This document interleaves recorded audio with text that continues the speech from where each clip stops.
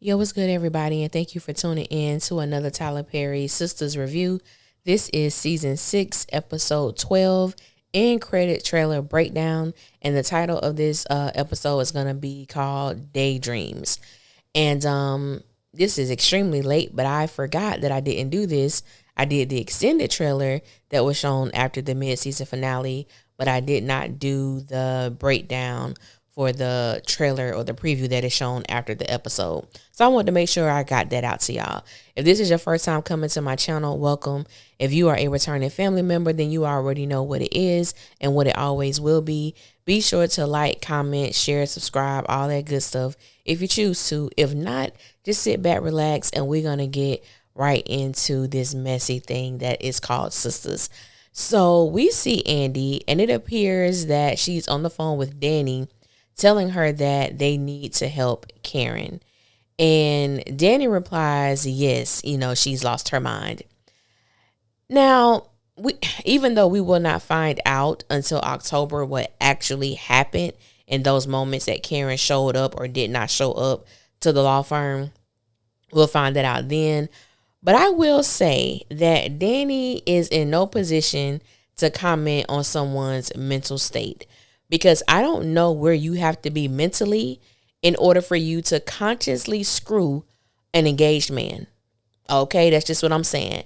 The same man who gave her an ultimatum stating that if Danny did not do what he wanted her to do, which was to marry him, then he would propose to someone else. And we all know that is exactly what the hell Preston did. So I always find it interesting when these women decide that they are going to do like a sister intervention, because as an audience, we have witnessed several, and they never seem to go well. They never seem to go well. Nothing is ever accomplished. They go to said person's house, they try to tell them something, and it just doesn't go well. And I think one of the reasons why I feel that it never goes well is because they go with their judgmental perspective at the forefront. And I do understand that we all do things differently. We do not think the same. We don't have the same perspective or perception. But when you approach somebody with judgment, it's just not going to fare well. It's just not. I don't care how much you care about that person or love that person. If your judgments are misguided, it's not going to be breakthrough. And to be perfectly honest, none of these women, in my personal opinion, have the capacity to bring forth breakthrough in any of each other's lives, because they can't even make it happen in their own lives. Now, I will say this. I agree with Sabrina, and y'all know that that does not get stated from me very often. But Andy needs to sit this one out. Andy needs to sit this one out, because I remember, and it's been a minute. It seemed like it's been forever, but I remember Sabrina calling Danny to let her know that they do need to go check on Karen, but they don't. Well, Sabrina did not feel that Andy should be there, and I could not agree with her more, because Andy's proximity to Zach and Fatima and her actions not being conducive to that of a friend would disqualify her in my book. I would not want Andy around me. I would not want Andy to sit in front of me and pretend that she's so genuinely concerned when her actions have proven that's not where she is.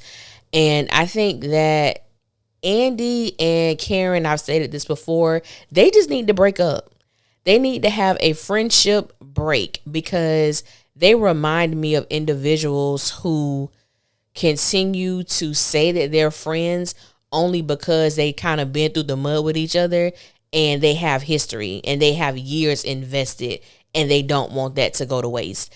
That is the only reason why I can see these two women continuing to be in each other's lives, because there's nothing beneficial there. And I don't feel that simply because you may have a different dynamic with your friend that you guys don't need to be friends. I don't believe that. Now, when the dynamic change, I just feel you move accordingly. We may still be friends. We're just not as close as we were in college, or we're not as close as we were in our early 20s, or so on and so forth. But I still love you. I have your back, but I cannot be emotionally invested in your day to day. And I think that that is just what happens in life. You know, people get married, people have children. There are other things that come up that may cause a rift in the friendship, which is not necessarily a bad thing.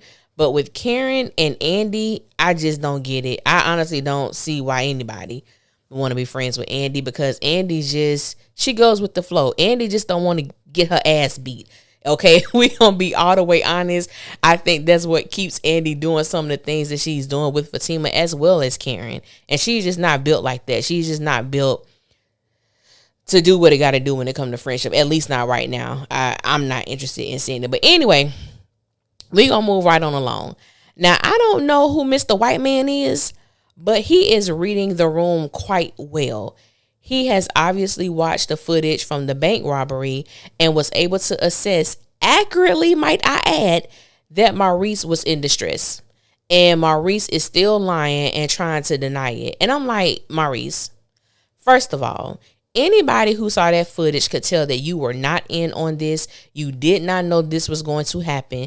You were scared for your life. You was fearful for Sabrina as well. There was nothing in that footage that showed that you and Q were co-conspirators in this bank robbery. You know what I'm saying? And so, like I said, whoever Mr. Whiteman is reading this thing accurately. He was like, I know what it looks like to me. And it looks like you were in distress. And he read the room, as I stated earlier, quite well. And so we get to see Mr. Whiteman. I'm going to just call him that until we get a name. We see Mr. Whiteman is having this conversation with Logan. So he calls him out as well. And so Logan's trifling ass is trying to make Chief, which is why he's being so just, you know what? Logan, I'm so disappointed in his character, because initially I thought that he and Danny were going to hit it off. I thought that this was going to be somebody that she could let her guard down, being that he was in law enforcement, so he understood the sensitivity of certain things, especially because he was working with victims of sex trafficking. But Logan has been a huge disappointment. So the fact that he's trying to make Chief by trying to find someone guilty of a crime that they did not commit, Sabrina. He tells Sabrina, you know, I know you did it. I know you did it. And my thing is, he is consistently and constantly trying to place blame on Sabrina by telling her that he know that she did it. He knows that she's guilty, yet he has not been able to present any evidence to support what he's saying. So I'm like, leave this girl alone until you're able to give us something concrete, which we know he will never have, because Sabrina had absolutely nothing to do with this. Leave that woman the hell alone, because in my eyes, you're damn near harassing her at this moment. Every time you see her, you guilty. I know you did it. Why don't you just turn yourself in? I say, you know, if he wasn't law enforcement, I wouldn't mind somebody, you know what I'm saying, going upside his head real quick. But I'm not trying to promote violence, so let me just move right on along.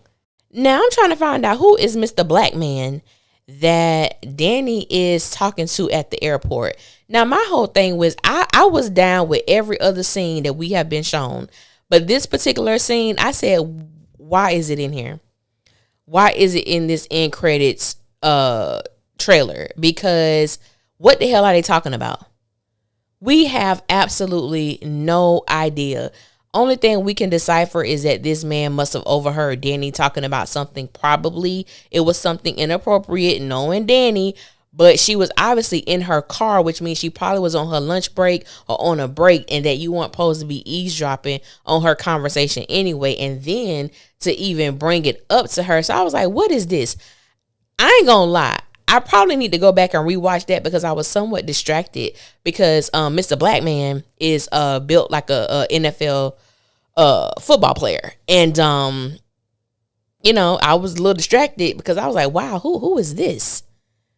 Who is this? Because you could tell from his suit that his body is on point. But yeah, I'm like, who is this man? Is this a possible love interest? We ain't never seen him before, but I'm not mad that we're seeing him now. And I really can't wait to October to find out who this chocolate man is. But but yeah, it is very interesting seeing, you know what I'm saying, what's going on. The fact that Logan is trying to make Chief off of the innocence of a black woman, trying to convict her of something that he knows she did not do. And I'm like, come on.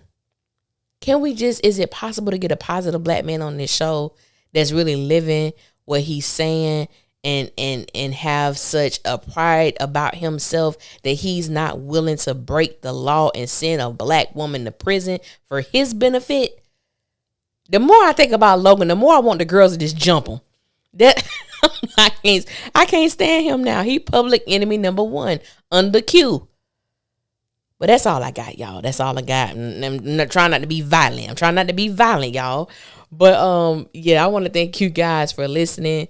I do have some videos coming out concerning Sistas, and I thank everybody for sending me your questions, your video ideas. I greatly appreciate it. I will give you your credit whenever I create the videos. Again, thank you guys for your consistent support, all the new subscribers, all the new people who are commenting, the new people that are viewing. I greatly appreciate it. And until next time, I will holler at y'all later, and y'all be safe out there. One.